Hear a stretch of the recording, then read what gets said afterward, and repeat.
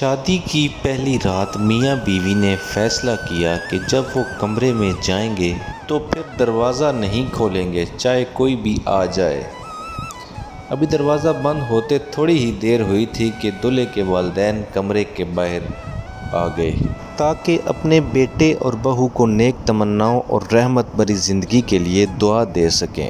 دستک ہوئی تو بتایا گیا کہ والدین دروازے پر موجود ہیں۔ دولہا اور دلہن نے ایک دوسرے کی طرف دیکھا۔ باوجود اس کے کہ دولہا دروازہ کھولنا چاہتا تھا، اس نے اپنے فیصلے کو مد نظر رکھا اور دروازہ نہیں کھولا۔ والدین ناکام واپس لوٹ گئے۔ ابھی کچھ ہی دیر گزری تھی کہ دلہن کے والدین بھی دولہے کے گھر آ پہنچے تاکہ اپنی بیٹی اور داماد کو دعائیں دے سکیں۔ ایک بار پھر دروازے پر دستک دی گئی اور بتایا گیا کہ دلہن کے والدین باہر موجود ہیں۔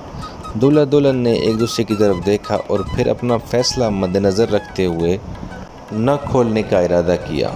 باوجود اس کے فیصلہ ہو چکا تھا، دلہن کی آنسو بھری سرگوشی سنائی دی، نہیں میں اپنے والدین کے ساتھ ایسا نہیں کر سکتی، اور اس نے فوراً دروازہ کھول دیا۔